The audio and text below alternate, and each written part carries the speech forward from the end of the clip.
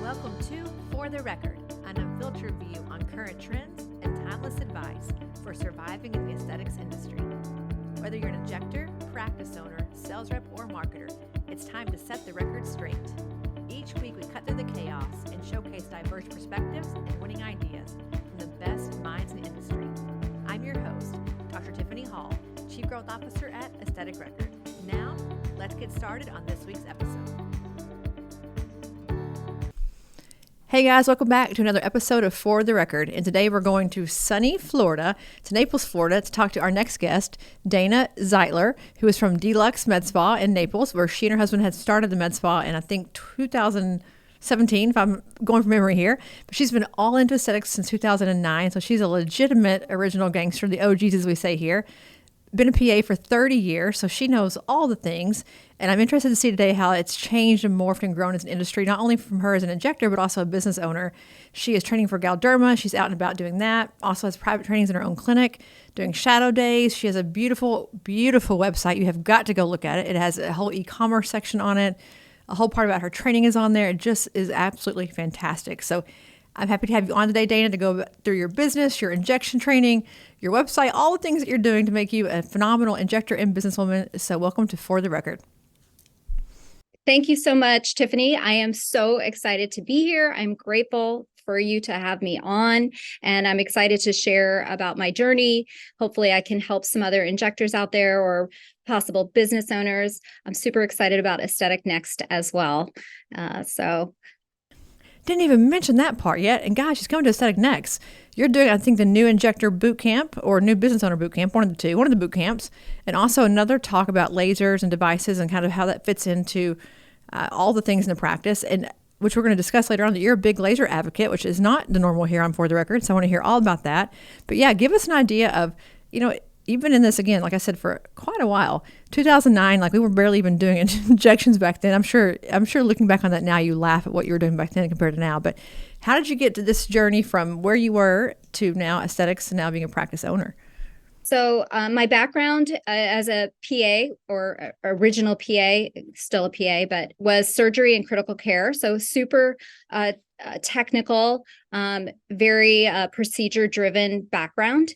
And I sort of randomly got into the industry in 2009. One of my colleagues, who is a nurse practitioner, was working at a large chain hair removal center, and she was pregnant and needed to go on maternity leave. And I said, "Oh, hair removal, that sounds kind of fun." And she said, "Yeah, it's great. They need somebody to cover my maternity leave. Do you want to work there?" And we were just sitting next to each other at dinner. And so that's how I got my first job in aesthetics, was very random. So then I worked from there to tattoo removal. So I actually got into aesthetics with lasers. So that's why you're a laser guru, a laser junkie, because you started there. Okay, so let's take a beat and just say laser hair removal. No one says today, Dana, "Oh, laser hair removal, I would love to do that." But it builds practices. Like, side note, it builds practices. It's a huge part of it. I think tattoos now, another big part of it. It's a whole different market that you wouldn't otherwise get for like a Botox injection or a filler injection. So kudos to you for being an LHR pioneer back in the day. So you start doing that, you're doing tattoos, and then how did you end up now? You're on my Instagram all day, every day with all of your fun little Instagram posts and all your education that you're doing. So how did Dana circa 2023 come about from that original LHR humble beginnings? Well, the LHR really teaches you customer service, and they had a great program for training. So I'm honestly grateful for that experience. The place that hired me for the tattoo removal also did injectables. Back then, it was so long ago that the hair removal place did not do injectables at that time. So they did not have another injector. So they said, "Oh, you want to do injectables? Great. You can do injectables." Of course, there was no training for injectables back then. So I really had to self-train for injections, which means palette courses. That was one of the main ways that I got trained. There was hardly anything on YouTube. I think Steve Weiner might have had a couple videos, and Rajani doing hardly any conferences. So that was the big thing, is self-training. We had Juvederm, we had Restylane. I don't even think I used Dysport back then. It was just Botox. So it's been a huge change, and only we didn't have full facial anything. We were nasolabial folds, and it was a huge deal when Voluma came out for cheeks. That changed everything. Yeah. And think of where we are now. We just launched a tear trough filler, last week?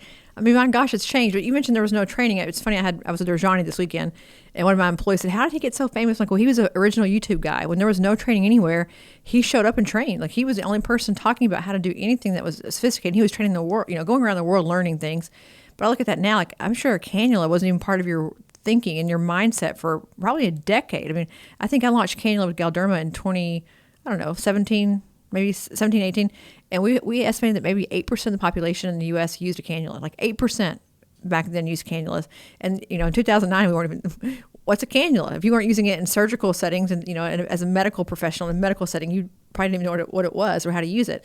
So all that's changed. And so if you think about where you're at now from a training standpoint, what are the most marked differences that you see? If I'm a new injector coming into the industry today, from what you had to cut your teeth and learn on to what I would learn and have exposure to as a new injector coming in, how does it change for you? Because I think there's also a risk when we have too much now, and it's not all good.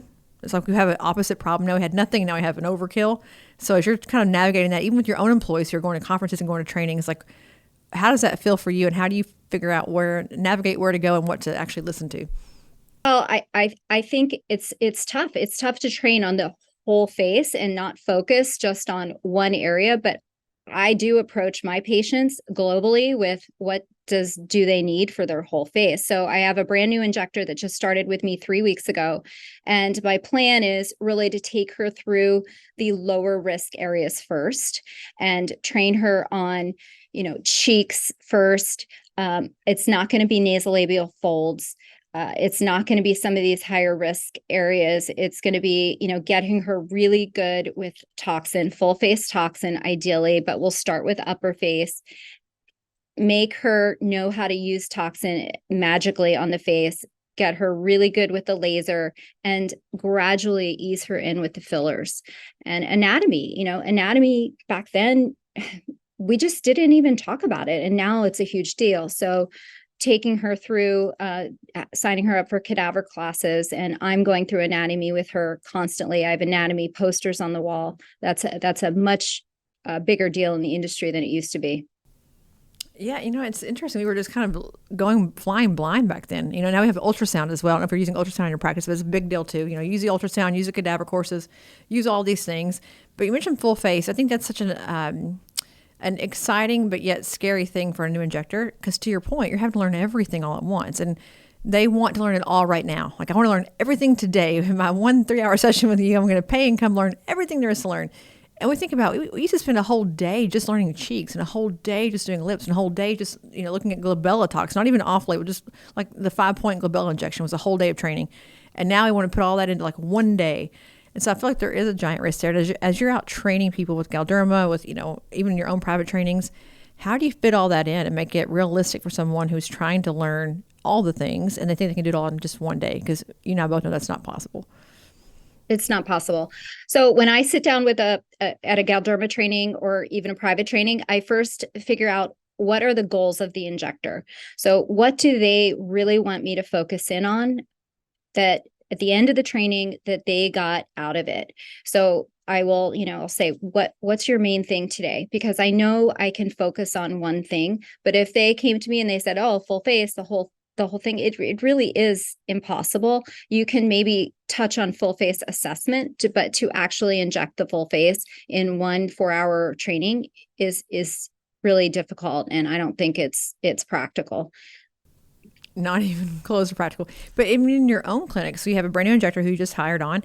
As you think about onboarding her, again, this is one of those big questions that we get asked here at AR a lot, because we have access to so many of you, with Aesthetic Next and other places that are so great at what you do, is how do you get your own employees who are brand new to this up to speed? Is it, does she learn cheeks one day and then she's doing 8 cheek models the next week and then she gets signed off on? Or what does your process look like to make sure that for your own staff that they're doing it the D-Lux way, that it looks like what you want it to look like, it feels like what you want it to look like, and that they're almost being checked off, like a pilot gets his flight time checked off on before they're able to take off and go on their own? Well, that's a good point. I actually do that. But the first the first thing that I'm doing with her is just having her shadow. So she's working as a medical assistant with me for the first 8 weeks. And that is written in the first 8 weeks, you are going to shadow, and that's all you're going to do is absorb. You're going to learn how everything that I like done and how I like to do it. So she's going to be a little, just a sidekick constantly all day long. And she's on her 3rd week. So now I'm having her take all my photographs, mark my patient, draw up my product, figure out the dosage for my product. And then I can go in and I can say, this is right, this is wrong, a little bit more, why, which eyebrow is higher, and we can assess that together. So basically everything except the injection. And then she watches me do the injection.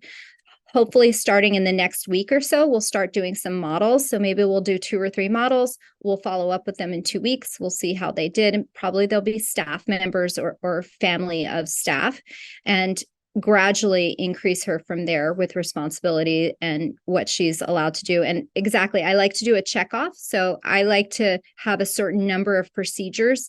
So for a toxin, at least 20 toxin patients, at least 10 BBL patients, at least 5 Moxie patients, and so on, and so forth. Yeah, I think you have to just do it a lot. Like you have to have almost like the hand memory, the eye memory, the getting your brain to think about it. Because, if you think about a new injector and you're thinking back to when you were like a baby injector many, many years ago, having to think through the artistic part of injecting, also the technical part of it, thinking about what plane you're in, if you're using a cannula or a needle, are you aspirating, are you not aspirating, whatever the popular research is that week that tells you which one to do.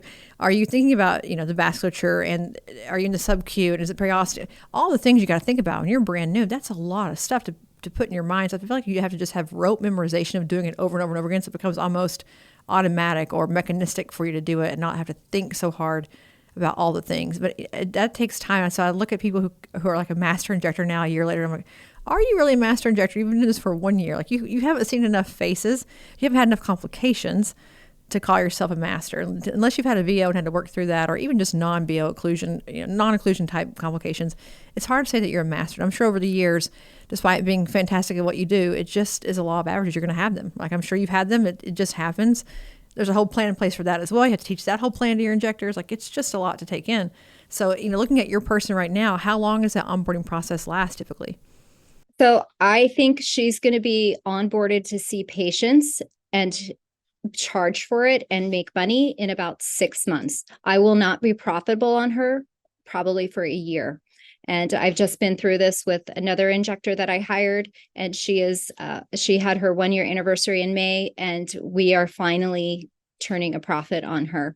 And it's an investment. It's a huge investment in your team. And that's why it's so important to take your time with hiring and hire smart and be very, very, conscientious about the person that you hire. Ask lots and lots and lots of questions. Well, I'm sure you've hired lots of people over the years. How do you protect your business from that, thinking about what you're investing as an owner and also as an injector who is being trained or being paid to train elsewhere, right? So your time is worth money as a trainer as well. Do you put that in their contract? You have to work so many months here to pay it back. And if you don't, you have to pay us something. How do you kind of protect that investment on your end? Because I agree with you. It takes a long time for an employee to be profitable. And even then, to your point, if you don't spend the time and do it, then it's even more disastrous. Like it takes even longer. So gosh, 6 months well spent for sure. But how do you protect the practice from that? So I do have a contract in place that I have my providers sign that is protective to me if they should leave within a certain amount of time. And I don't have a payback amount. I know some practices do that. I don't have that, but I do have a restrictive covenant. And I think part of it is faith that this person is going to work out and it's the right thing. I have had I've hired and have it not work out. And honestly, it was probably, I look back and I think it was my fault for hiring the wrong person and not asking more questions from the beginning and taking my time. So, but I do think you have to have a little faith. And when you hire that person, you've got to look at like, this person is going to be with me for the long term. Hopefully you don't look at it as this person might burn me, because it's kind of like falling in love again. You get burned and then you get back on the horse, and hopefully you keep dating and find the next person.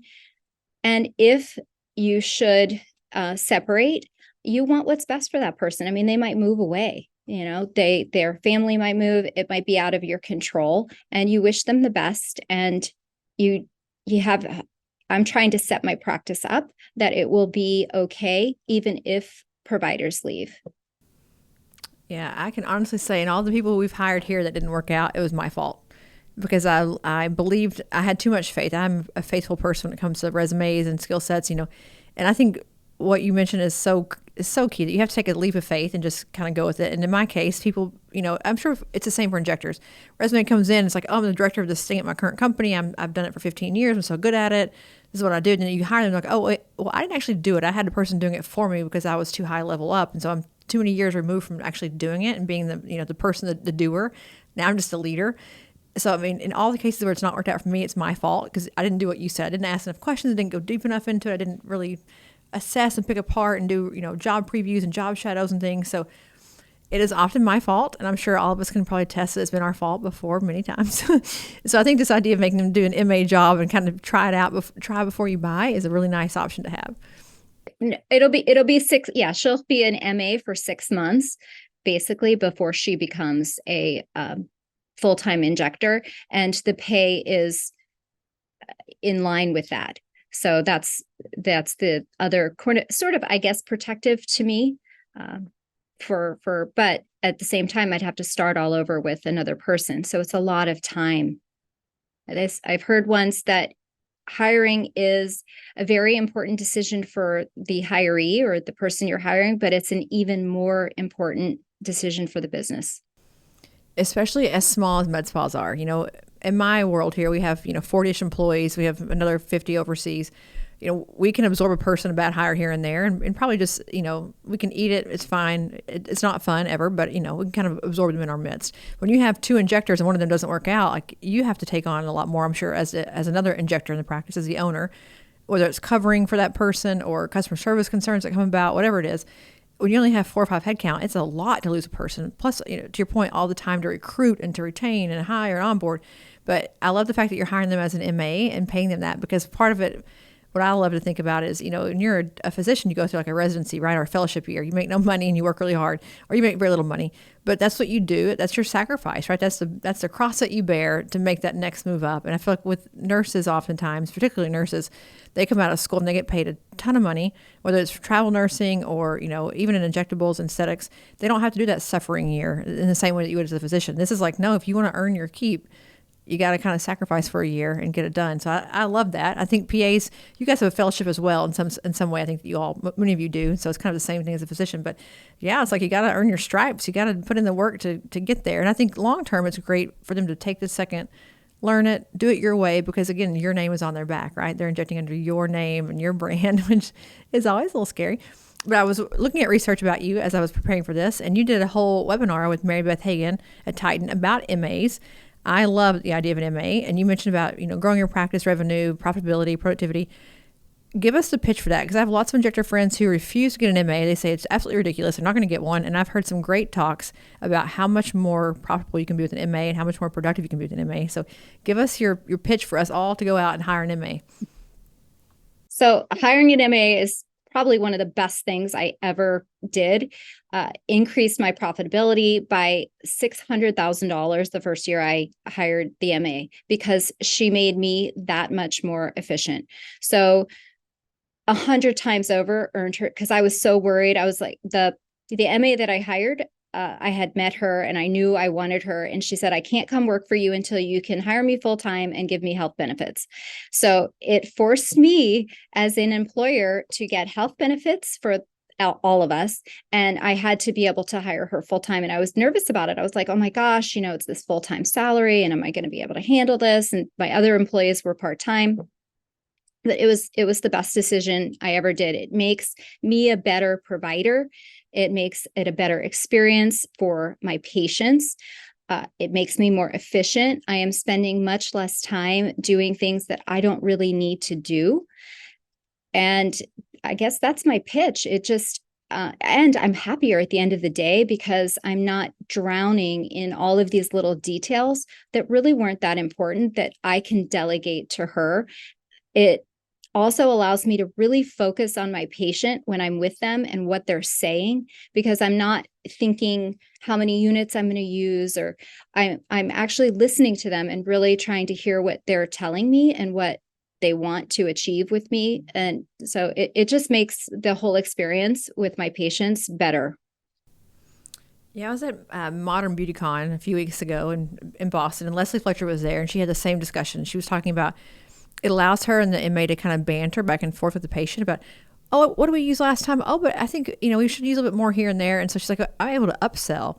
Just the MA and I discussing with the patient what's going on. We're kind of upselling each other. And so the patient gets what they actually need, not what they came in for, what they actually needed to get. It's like not in a weird, not like in a skeezy way, but like what the patient should have actually come in for from the get-go.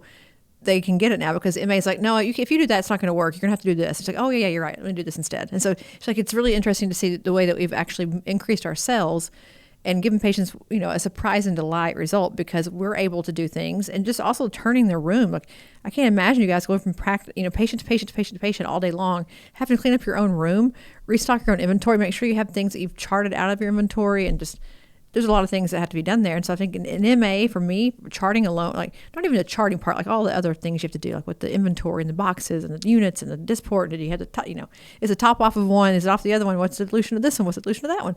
There's a lot of things there that, in a sense, if they're mixed up or done wrong, could result in some pretty bad outcomes, but also it's just a lot of extra work that, to your point, is not needed by you. It doesn't require your expertise. It can be done by somebody else who's a really expert helper for you. So I'm all about it. $600,000 a year for one MA. Sister, you got to teach a class on this. That's remarkable.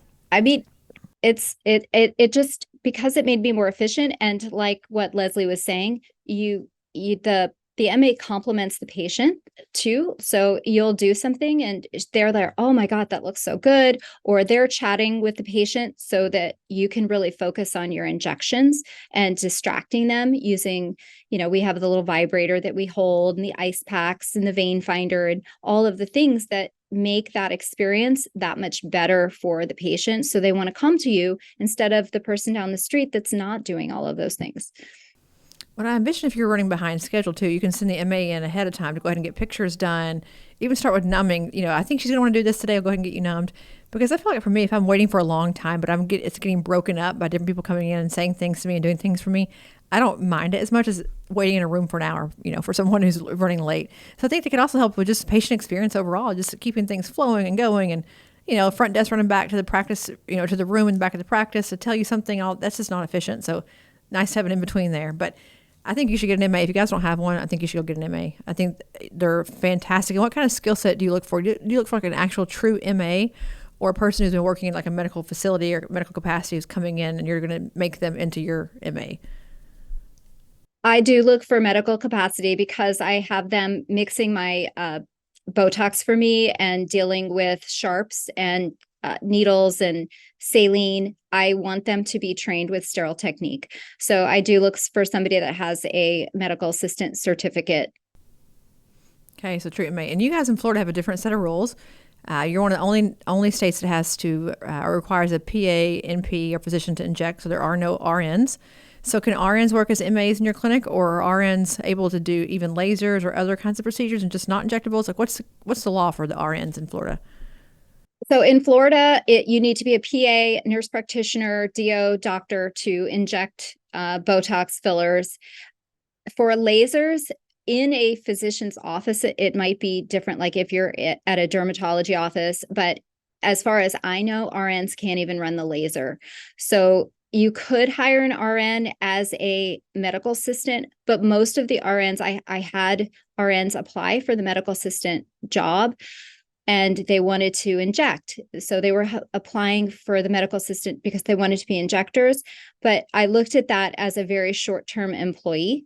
And that wasn't really something that I was looking at. Maybe in another state, that would make more sense, that you could bring somebody on as an RN as an MA, have them work as an MA for a year and then transition them to that injector job. They'd probably be an amazing injector. But for me, it didn't make sense because they'd have to go back to school and become a nurse practitioner. And takes another 2 years.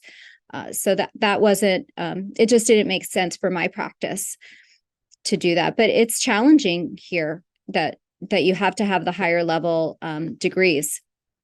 Yeah, I have lots of friends who do the MA to RN. What you just mentioned, come in as an MA, you learn with me as an MA, then you become an RN in our practice, start injecting. Then if you want to go back to school, great. And if you don't, you're an RN injector. But I think about Florida a lot because of overhead costs and staffing cost.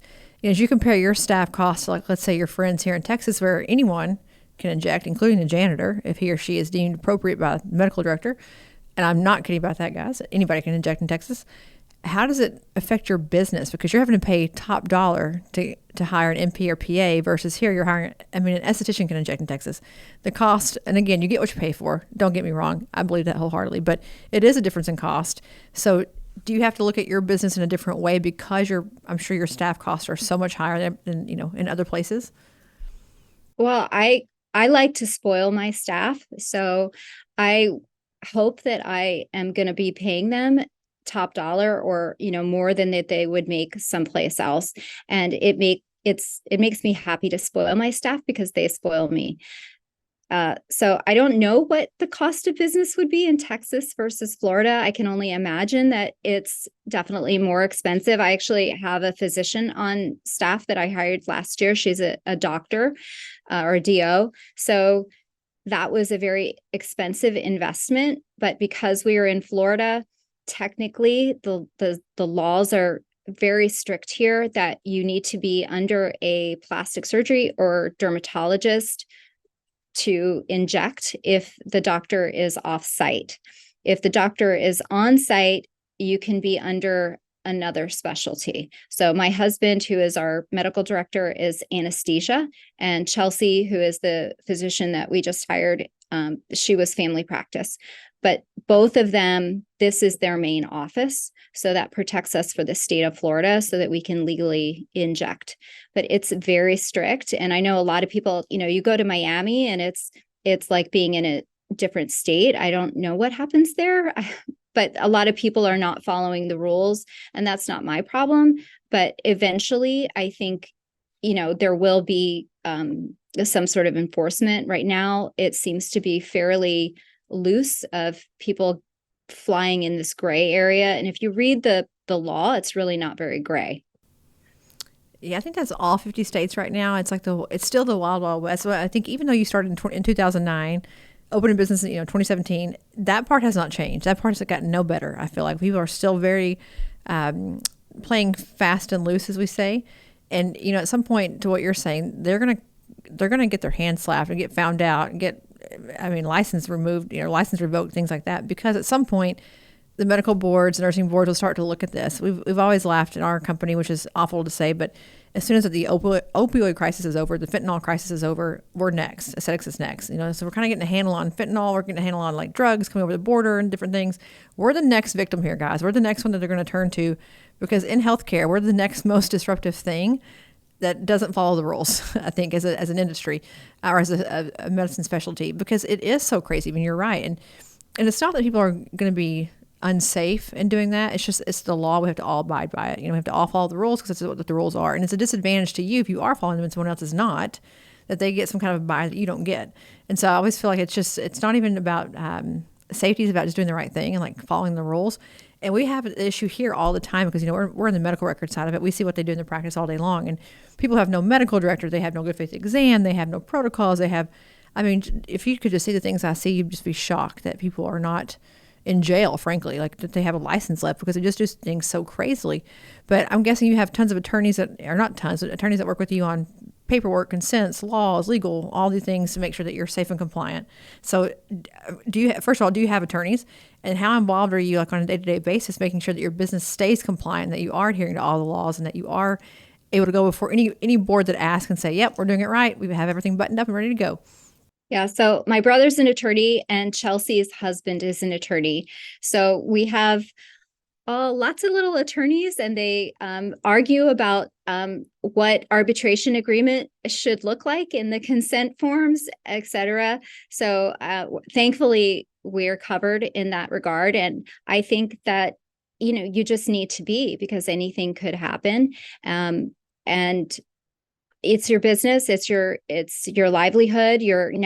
I'm responsible for these employees. They're almost like my children. So my company is my baby, but my employees are also, I feel responsible for them. And if something silly should happen, to be shut down for something stupid, it just doesn't make sense. It makes sense to be compliant because you don't want to have to worry about it. And it's not that hard, really. Well, and I think too, and I don't know if this is correct, so I'm not an attorney, so do not quote me on this, but I know at least for us, we have a cyber liability insurance that protects like the cyber part of, all the HIPAA records and things in our system. If for any reason we don't do things the right way, they can choose not to cover that. They can just say, we're not going to cover it. Like, you didn't follow the rules, regulations, the terms of service, so we're not going to cover your claim.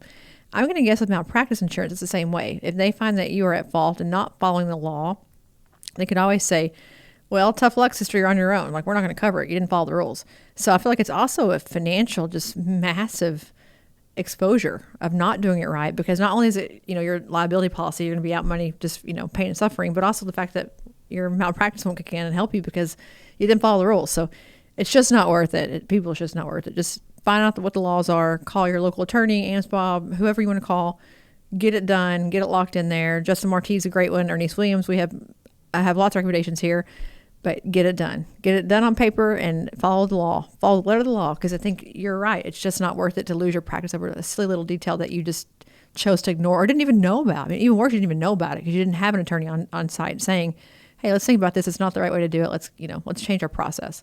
So kudos to you for getting it done. I think being I didn't know that, or it was a gray area, I don't think that's a good excuse, because it's pretty clear if you read the legislature of what you need, and you need to be prepared for an inspector to come by your office and, look at what your charts are signed off on and your sharps and how you're disposing of needles and all of your things. You're making sure you're keeping your medications correctly. You need to be prepared for an inspection at any moment, because it happens. And the pharmacy board's a whole different animal. How did you delete how did you dispose of your expired products, and where do you keep your expired products, and what shelf are things on? Like, a pharmacy board review is pretty intense, like how you're mixing things and all the supplies. It's a lot. So, we deal with that too here. We get subpoena. We don't, but our customers do. And, they want to see all the records and different things. And it's not even about compliance as far as like the law. It's like a whole, I don't know, medicine's a whole different set of rules when it comes to the pharmacy board. And I think, to your point, there's a lot to regulate there. And again, back to your 6-month onboarding, that nurse or PA who's now doing that is in charge of that for your practice. Like, your least common denominator, your least good employee at keeping things together and noted and documented is your biggest risk. And they're all part of that. Like, they all contribute in some way to the risk factor of the practice. And so you've got to make sure they're buttoned up. So I'm sure you spend lots of time going through all that, how to do your inventory and check things in and out and charting. And how much time do you spend on like those kind of administrative teaching moments, not just the actual technical skill parts of it? Well, I try to delegate as much of anything that I personally don't have to do. I try to delegate to somebody else. So my medical assistants do keep track of the medical inventory. So the gauzes, the sponges, all of that.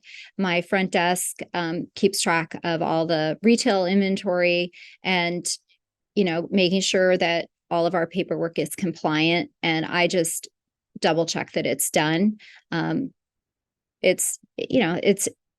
But as far as how much time do I spend on the business outside of the business, I hate to tell you way too much. I know that you don't sleep either. So I'm trying to do better with that, of getting things off of my plate, because in an ideal world, I would love to have 1 day on admin, 1 day of training, and 3 days seeing patients. Hopefully, after I get this new injector onboarded, I'll be able to do that. So 1 day of admin, what would that consist of for you? Because I hear different things from different folks. A lot of it's marketing hours spent. But in that 1 day that you're spending on admin, is it, bankers and looking at leases and properties? Is it looking at marketing things? Is it headcount? What's like an average, I think as a new injector coming in saying, I want to own my own practice. What does it actually mean? When you say you want to own your own practice, like, what are the kinds of things you're doing in those admin days that are just either exhausting for you, that you hate doing, or that are just the things that you have to do all the time? They never stop. Well, I like to check my numbers. almost at least weekly, I check my numbers to see where we are, how we're doing this month. Is it a good month? Is it not a good month? What's the revenue coming in, and, what's going out, to make sure that I'm ahead of, that curve.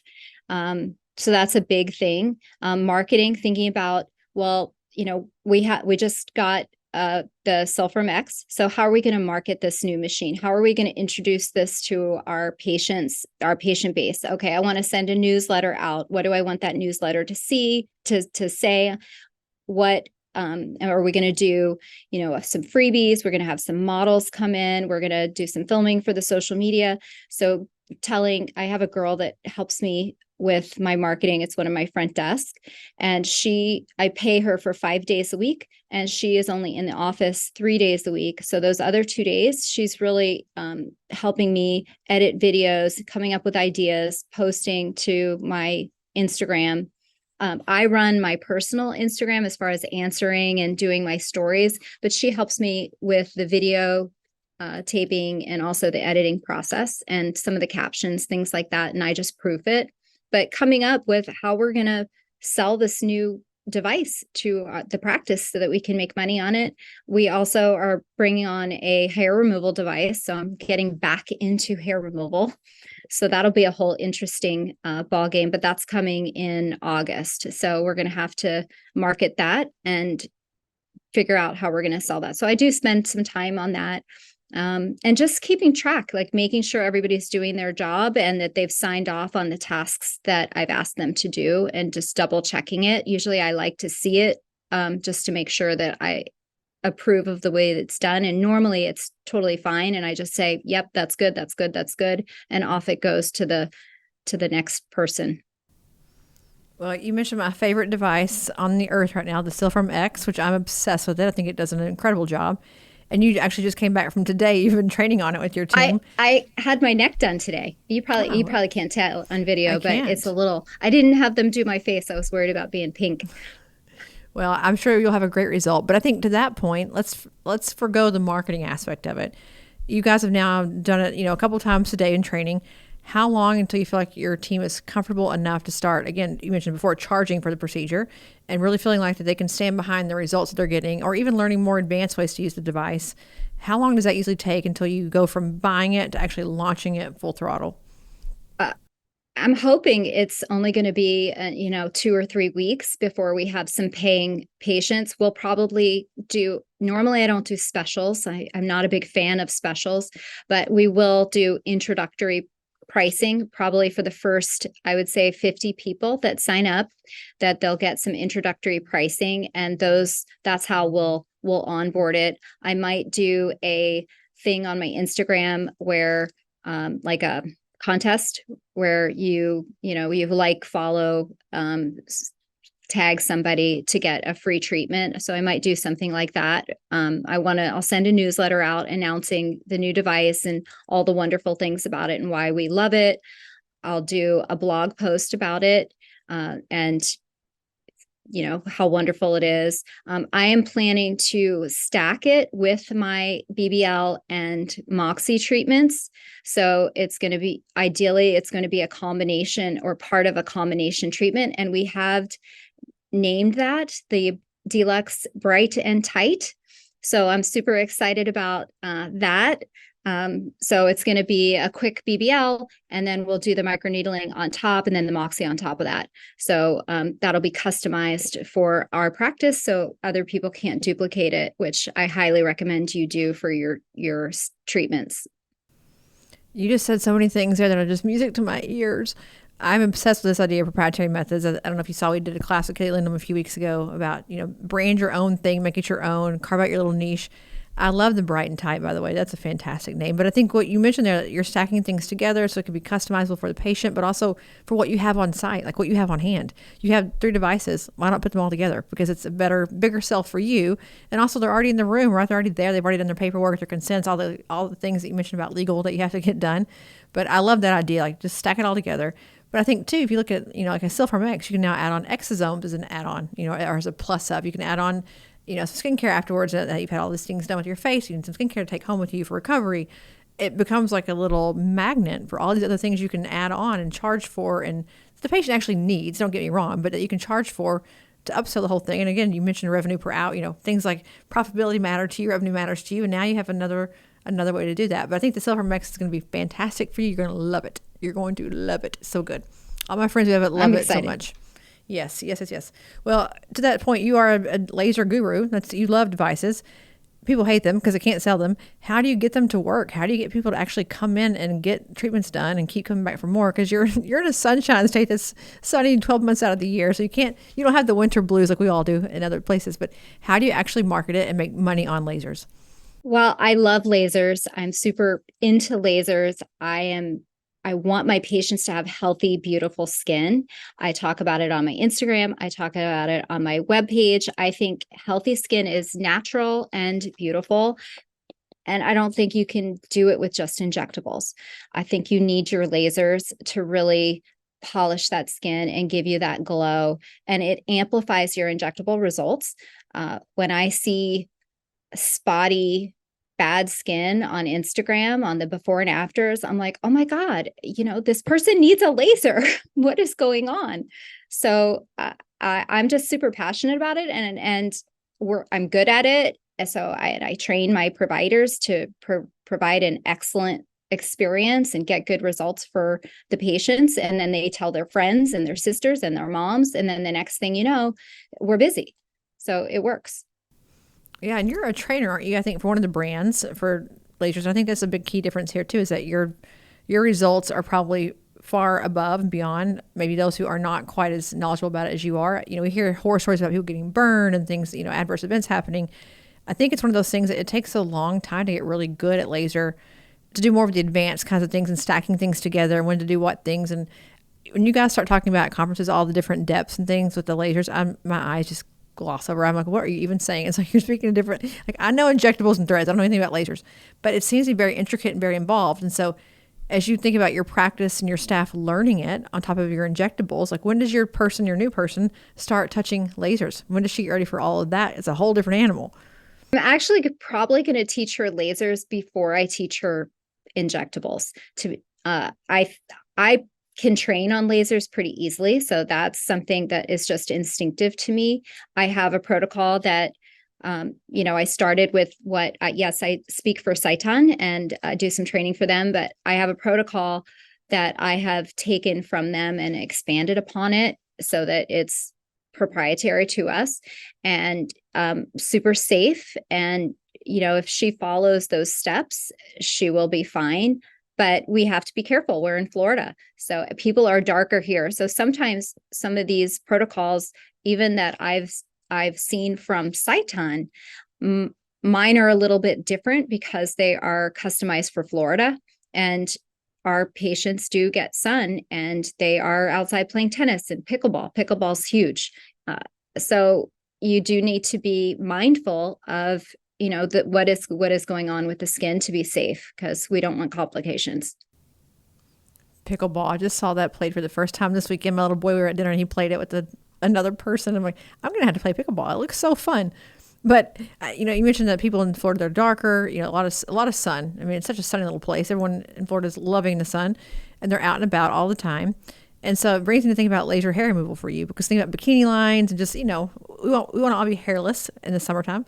But what made you think, again, in 2023, I need to do laser hair again, bring that back in. We have, the ideal images with the laser away places.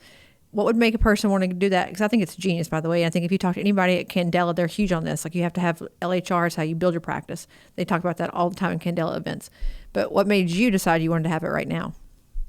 So it's something that I can teach really easily. I know it inside and out. So that part, I feel very comfortable about. I also feel like every woman should be hairless in certain places. I think, like, who doesn't love a 5-minute shower? So it's something that I think we can market and sell fairly easily. But the main reason is my long-term Felicia medical assistant that I hired, 4 or 5 years ago. And the reason that I have health insurance at my practice, she was ready to do something else.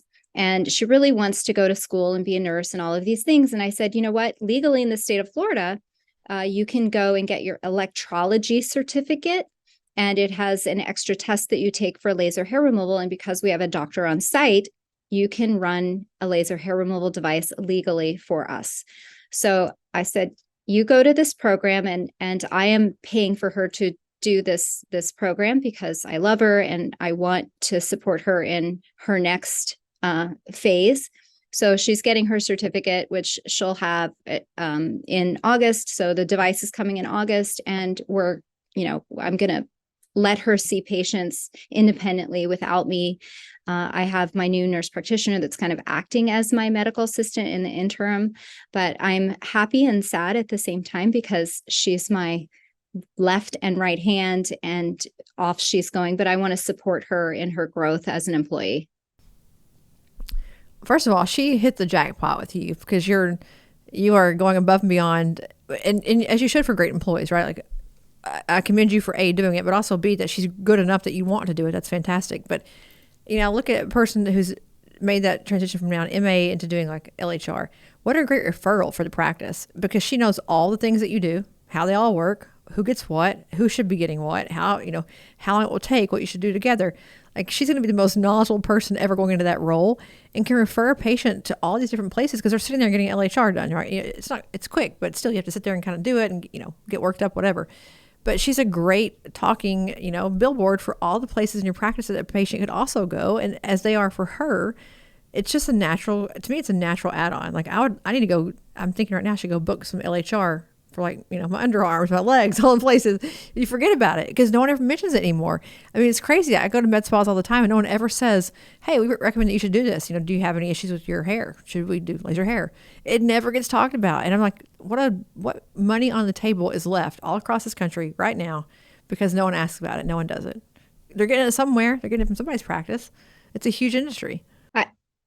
I feel like everybody, it's kind of, I hate to say it's kind of like Botox, but everybody is doing laser hair removal, and I'm referring out down the street, and I am tired of referring out down the street. So we're going to have it here now, and talk to me at Aesthetic Next. By then, it'll be onboarded and I'll let you know how it's going. But I think it's going to be successful, just like the Sulfurm X, and I'm super excited about it. Well, since you are the guru, what device did you buy? Which one passed the Dana test?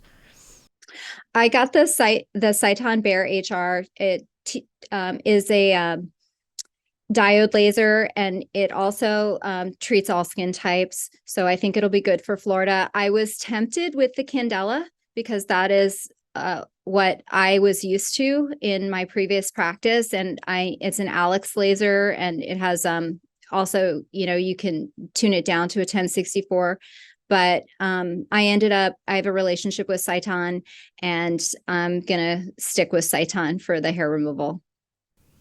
Well, I will definitely ask in September because I'm curious how it's going to go. And certainly you're doing a newer injector, newer boot camp kind of talk. It'd be great for them to hear it as well. Like, hey guys, it's not just about injectables here. It's about all the things you can be doing as a practice owner or injector. It's not just about how much Botox you can sling or filler you can sling. It's holistic for the patient.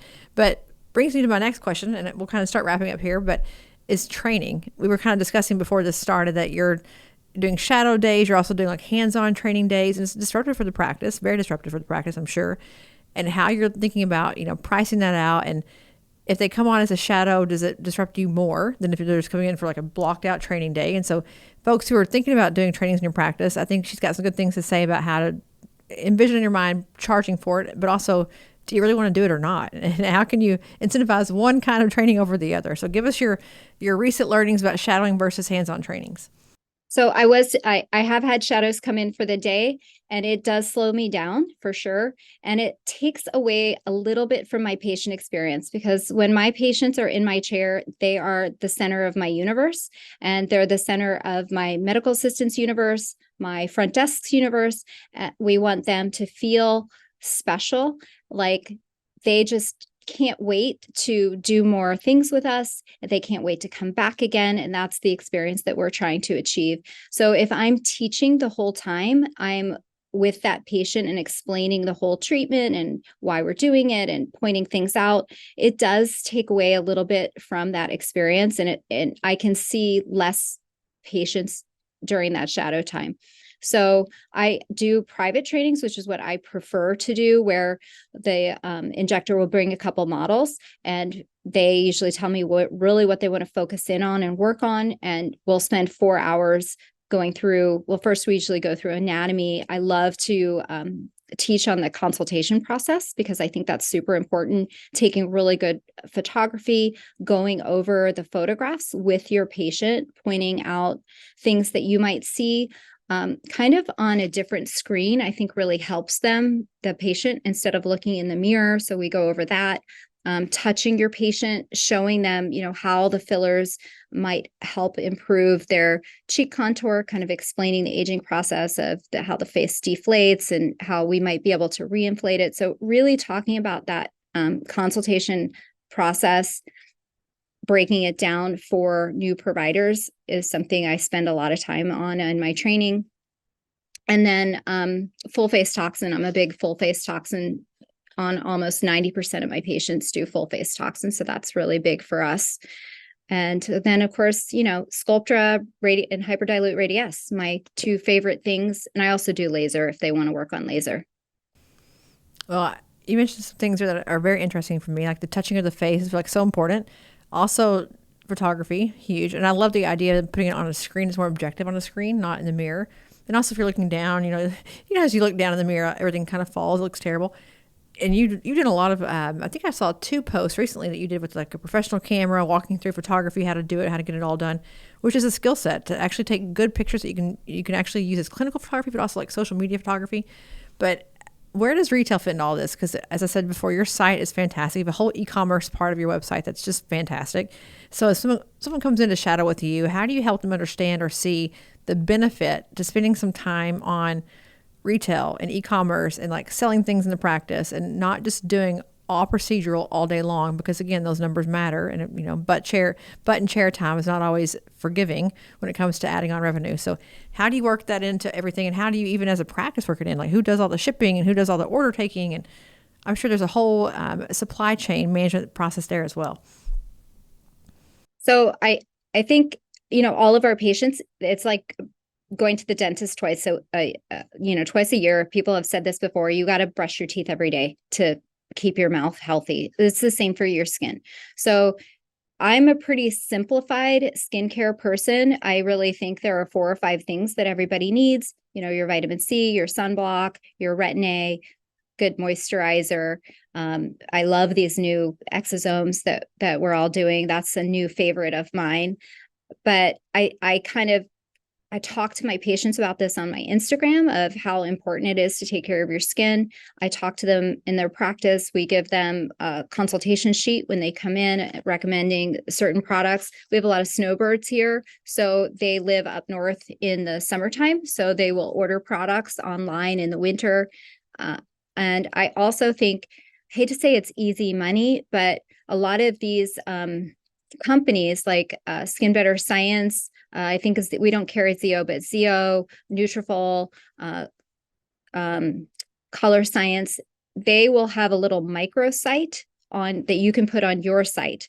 So if you're recommending the product, if they click the link on your website or on your Instagram link tree or whatever, and the patient buys through that link, your practice will get credit for that. Those are my favorite types of products to carry because it makes the labor in my practice really easy. So us packaging up product and shipping it out is it's a task, and it takes time away from the staff. So my favorite products to sell on my website are the microsite products where I don't have to do anything except recommend the product. And then they start buying it. They want more of it. They order it from their summer home, and it's a win-win for everybody. Yeah, we just, Upneat just launched Elevate, same kind of thing, right? You can go on and do your subscription. You can order it all online. It gets shipped to their house. You guys don't have to carry out the inventory or do any kind of shipping of things out. And I feel like that's what everyone, take a note, brands listening. If you make it easy for a practice to carry your product, they'll carry your product. And if you don't, they can't. because to your point, the front desk girl cannot be doing all of her jobs and also being the shipping manager of the practice. And you have to have like the nice tissue paper and the nice boxes to ship them in. Like the shipping alone is very expensive, like to get the nice, and you want it to look like your practice, right? To be nice and fancy and sophisticated and having all the little gold foil things on there. It's just, it's pricey. And so I agree. If they can take care of the inventory and getting it shipped out on time and getting the UPS or FedEx labels made and all that, and you don't have to do it and even handle the money and just pay you back a fee at the end of the month, that is what I'm talking about. That's the best way to do it. And so I agree with you. And it, unfortunately, in many cases, it would sway an opinion of, I don't know if I want to carry line A or line B. Well, if line A is easier to carry than line B, I'm going line A. Even if I like line B maybe a little bit more, it's just easier for me to use line, A, skin better, whatever it is.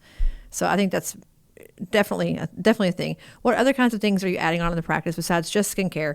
Any other retail items? Are you doing Upneek, Latisse, vitamin supplements? You mentioned like Nutrafol. What other things do you do besides just skincare products? We have Upneek, we have Latisse, we have some prescription.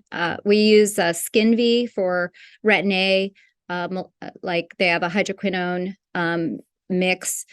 We have some minoxidil for hair growth. We all lost our hair during COVID, so we had to come up with something to do to save our hair from falling out. But I sell, my number one seller is sunblock. So I must have 16 different types of sunblock. The girls are like, no more sunblocks.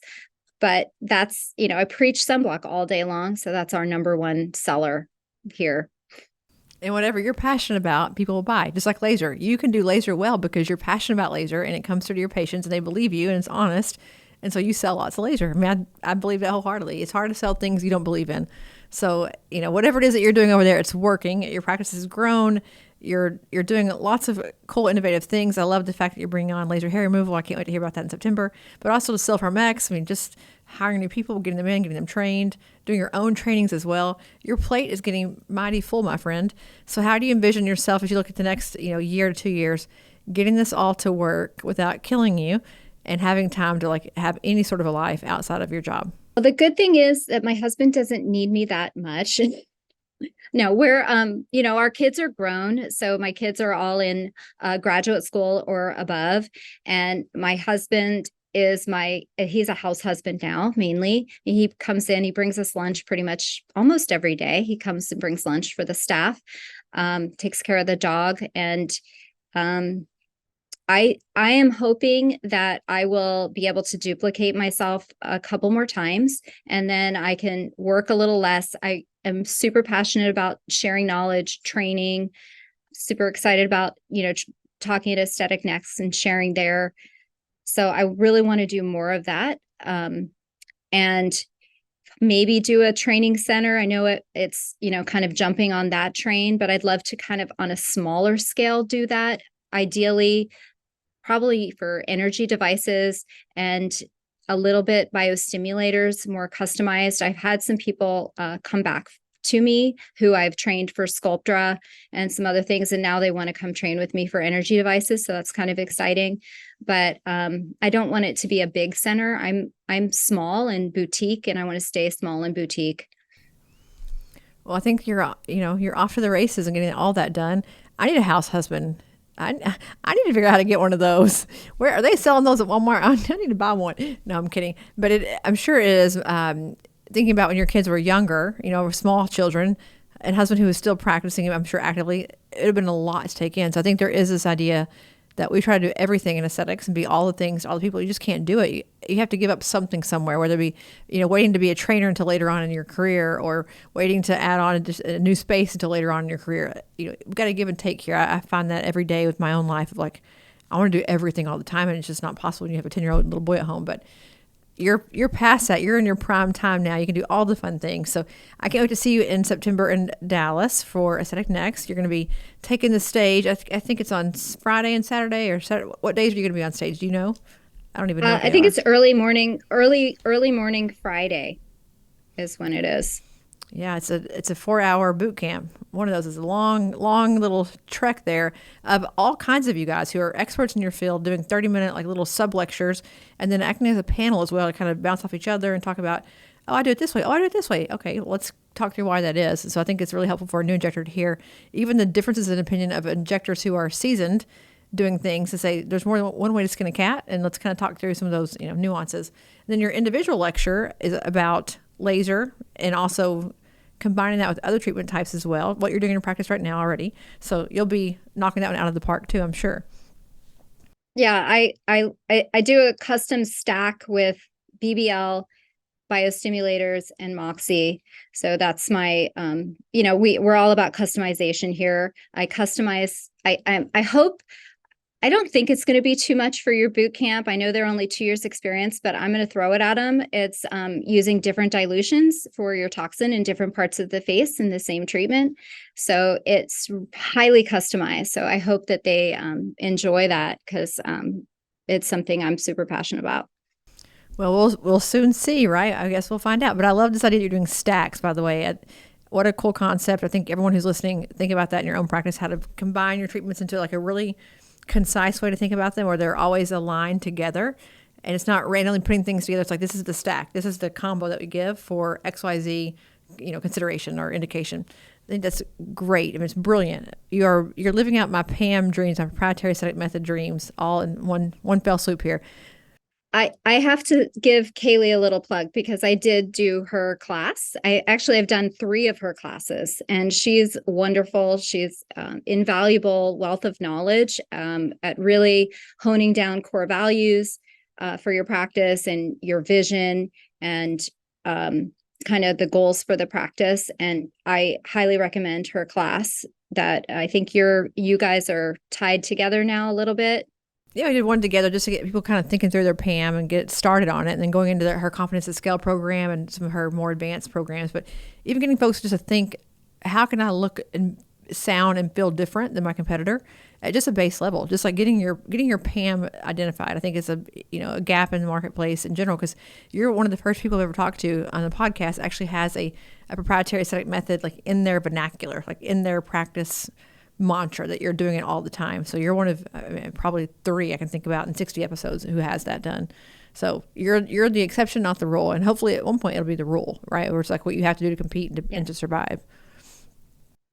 Well, we all do things a tiny bit differently. It's just kind of naming it and writing it down and specializing it and making it that much better. And right, they're not going to your competitors are not going to be able to duplicate that. But I think the other thing Kaylee taught me in one of her, I don't know if it was Confidence to Scale, is really those core values, which really helps you with hiring. So we named them of, honesty, lifelong learners, being fun, passionate, being committed to the practice. So now we weave being honest into every part of us. So we're honest with our patients. I'm honest with my reps when they come in. I'm honest what I can achieve, can't achieve. I'm honest with my staff. I'm like, okay, we can't do this month, but hopefully next month we want another Zimmer chiller. Well, we're going to have to wait on the Zimmer chiller. So really being honest and weaving that truthfully into everything that you do is really important. And I got that from her and reading. I do a lot of leadership reading. Super fun. And scary sometimes, trust me. I'm like, oh, one more thing I have to do to be better at being a leader. And leading people is a hard task, and leading a business as well, money-wise. But we've unpacked a lot of things today and gone through a lot of information. And we'll have even more with Dana at Aesthetic Next. So make sure you have your tickets for that and that you go to the workshop, because you're going to learn lots of things. If you're a new injector, for sure go to that workshop. It's fantastic. And we're going to be checking in with you about the LHR in September, sister. Don't you worry. I want to find out how that's going. But thank you for coming on today and for sharing your experiences and really what you've done in the past 25 years to really come to this great, I guess, precipice of like becoming a trainer now on your own, and also adding to your practice and adding new devices, and all of it's kind of coming together in a really cool time where the industry is just exploding, and you are ripe for to ride the wave. So congratulations to all your success. Thank you so much. I appreciate you having me on, and I can't wait to see you in September. And yeah, we'll continue the conversation. Absolutely. Well, I'll see the rest of you guys next week on another episode of For the Record. Bye, guys. Thanks for listening to another episode of For the Record. This podcast is not intended to provide legal or medical advice. It's for entertainment, education, and information purposes only. For more information on this week's guest or to get started with Aesthetic Record, email us at info@aestheticrecord.com. Be sure to tune in next week for more fresh perspectives on disrupting the status quo and surviving in the aesthetics industry.